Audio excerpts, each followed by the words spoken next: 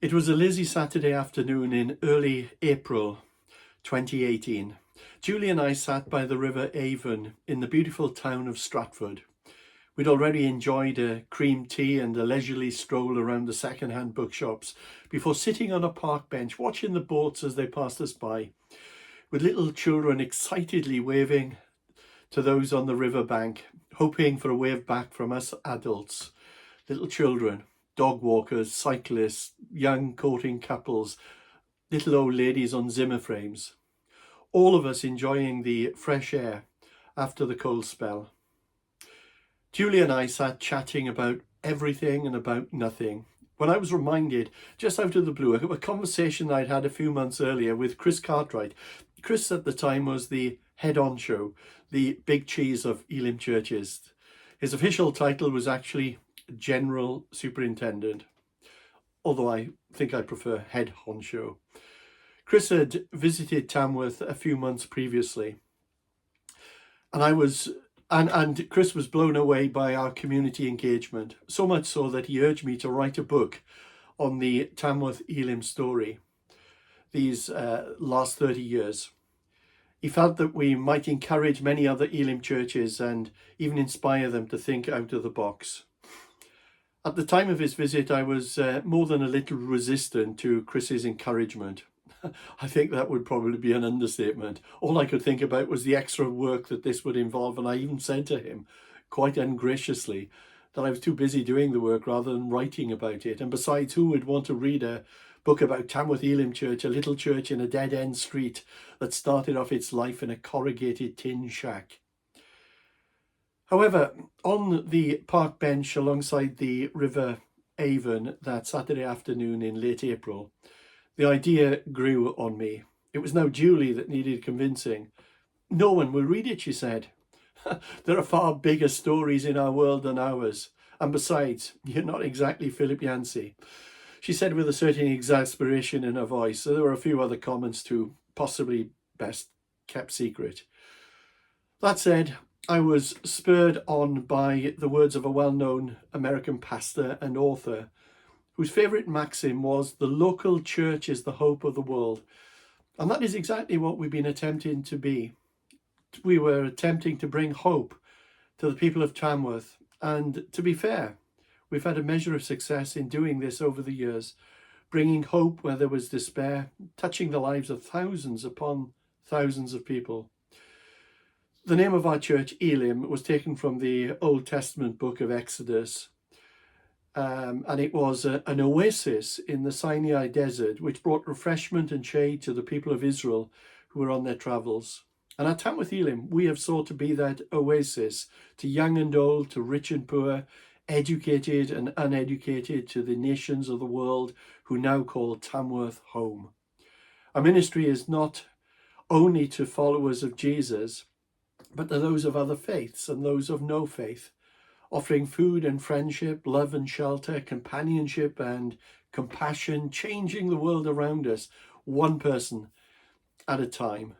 Well, the conversation with Julie continued off and on for the next few days, and I won.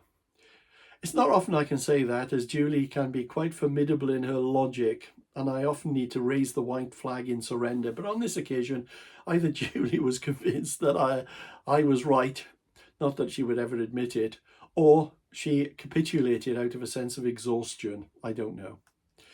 The book, as many of you know, was called Grace and Glory. I have a copy here, which is the title I've given to this autumn series of church teaching. But let me tell you for a few moments what I intend doing and what I am desperately seeking not to do in this series. I don't want to simply regurgitate story after story that you read in the book. There are many great stories, mostly about our wonderful church family and even our still better God. And through its pages, God is the hero of the story because we were only thinking his thoughts after him. He is the one who opened the doors and blessed us and caused us to be a blessing to others. Now, don't get me wrong, stories are good. Stories build faith. Stories also remind us of how God has worked in the past. History, or as someone said, his story, can be a great teacher, reminding us of the goodness and the faithfulness of God, and also reminding us of our errors of judgment and to not go that way again. I'll share some amazing stories with you, but only to encourage us as a church that the God that we serve is the one who is yesterday, today, and forever the same. The title of the series is Grace and Glory. The subtitle, Drawing from the Past Without Dwelling on It. Indeed, over the coming weeks, we will seek to honour the past without living in it. Hopefully there'll be little or no sepia-tinted nostalgia. I want us to reflect on our story and draw from it the spiritual lessons that God has taught us along the way. And I promise to do my best not to become too self-indulgent. And I pray at the end of it, we might not say, what a wonderful church we have. No, what an amazing community ministry. No, what an amazing pastor. The last bit is definitely unlikely. But rather we might say, what an amazing God we have. And that's the deal. The series will not be triumphalistic. I'm not going to focus just on the things that we got right, but also on our mistakes, most often my mistakes. And I will not only share with you just the times that God came through for us when we witness incredible provision, but also talk about the storms. In the book, I wrote 2 whole chapters entitled The Tough Years. I couldn't fit it all in one chapter, and what's more, if I was writing the book 5 years on, I would probably need 4 chapters to speak of the tough years.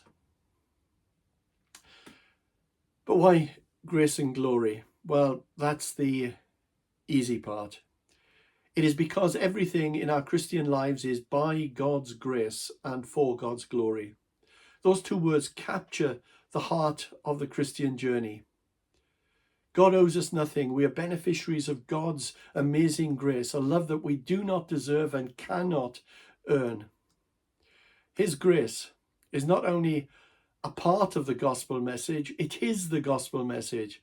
For what greater good news can there be than God loving us in spite of our sin? A God who has a plan and a purpose for each of us to declare the praises of the one who has called us out of darkness into his marvelous light. A God who has called us to be citizens of his kingdom, world changers in his name, bringing light into darkness and hope to the hopeless and a voice to those on the margins. A God who ultimately will invite us to rule in his new creation. And none of this is about us. It's all about him. He is the hero of the story. He is the object of our praise. He is the center of our worship. And it's all for his glory. And where every success and every win is for his honor and for his credit. I don't know about you, but I don't see myself as that special. Now, don't get me wrong. On the one hand, I'm incredibly special because I'm loved eternally. I'm a child of the Most High God. But that had little to do with me. I'm also challenged by the truth of Paul's words to the Corinthian Christians when he emphasizes that God has chosen the weak and foolish things of the world to shame the strong and the wise, and that God has this treasure in jars of clay. Astonishing. An amazing paradox, the total sufficiency of God revealed through insufficient and inadequate Christians like you and me. I'll return to that theme next week. I've been a follower of Jesus now for 47 years and a pastor for the best part of 4 decades. In fact, it was 40 years ago this week that I left my job in Swansea, and Julie and I sold our home.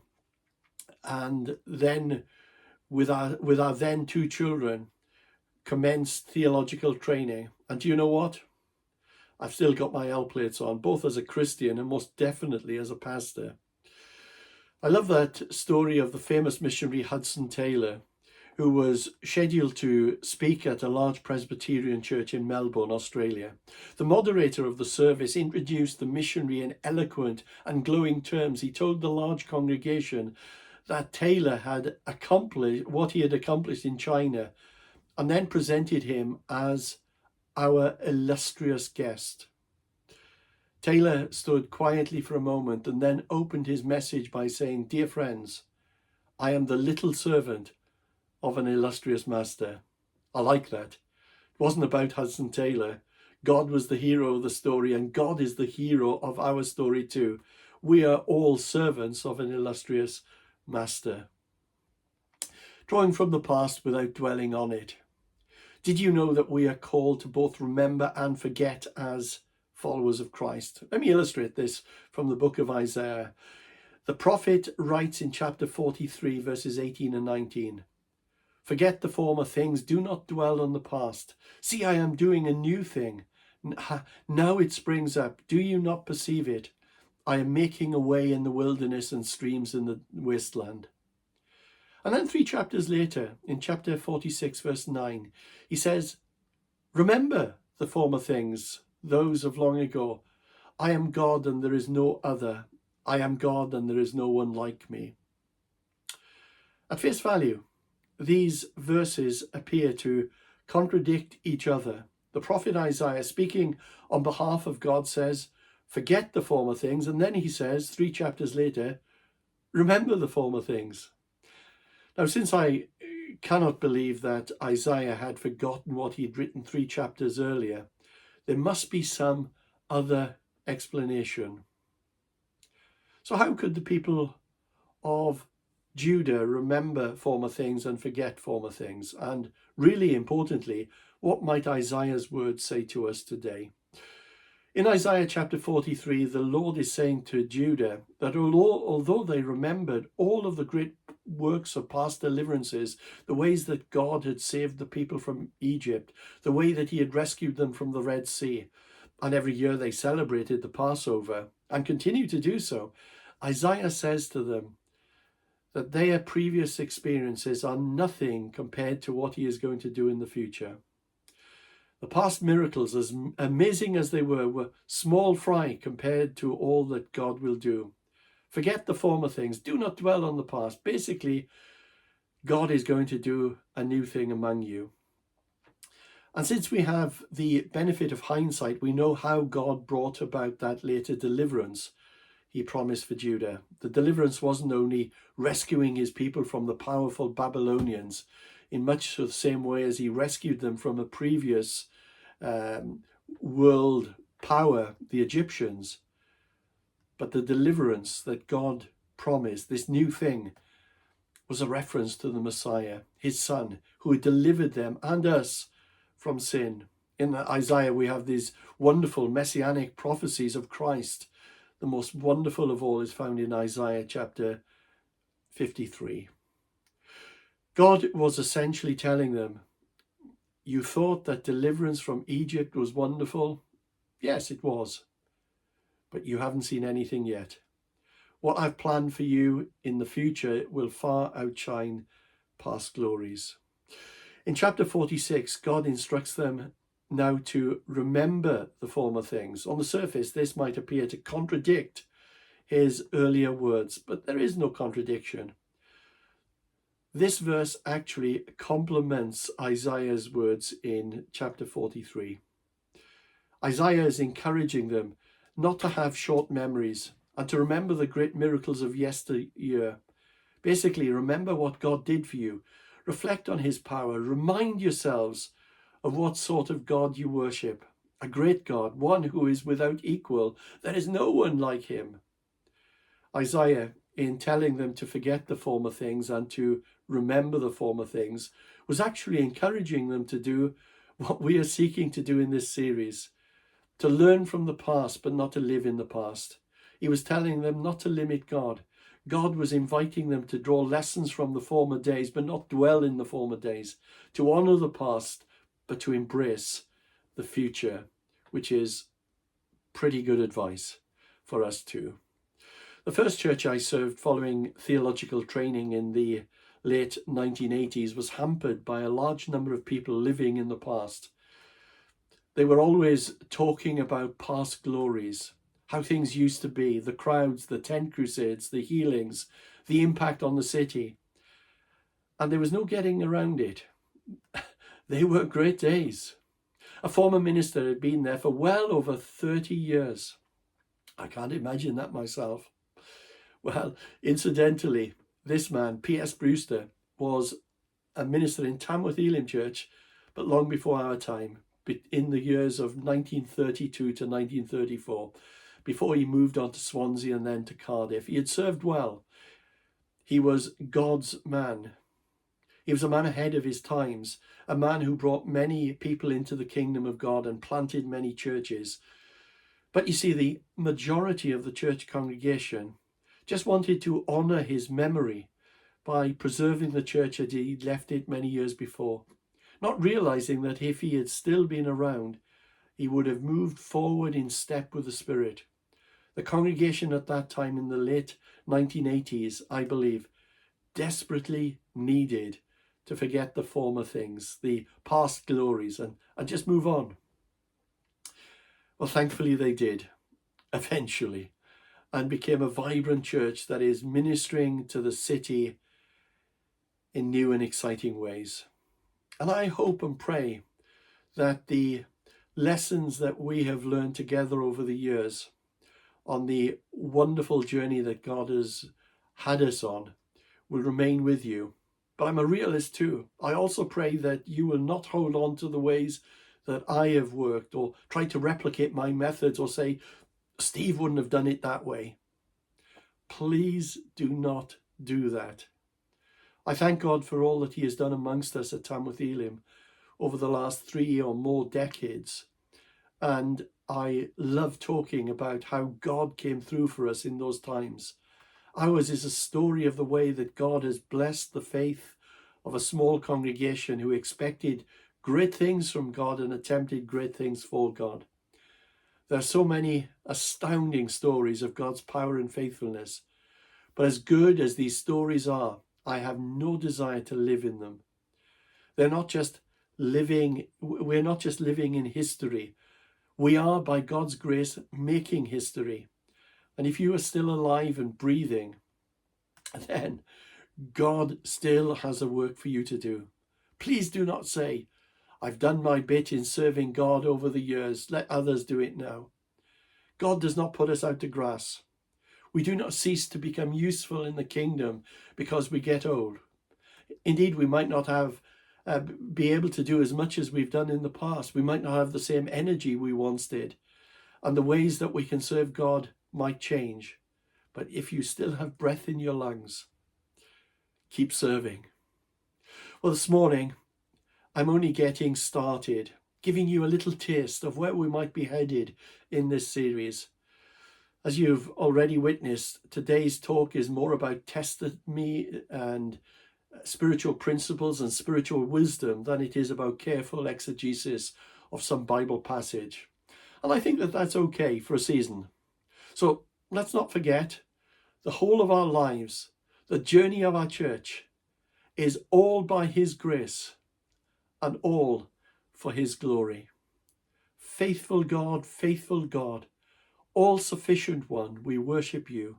Shalom, my peace, my strong deliverer. I lift you up, faithful God.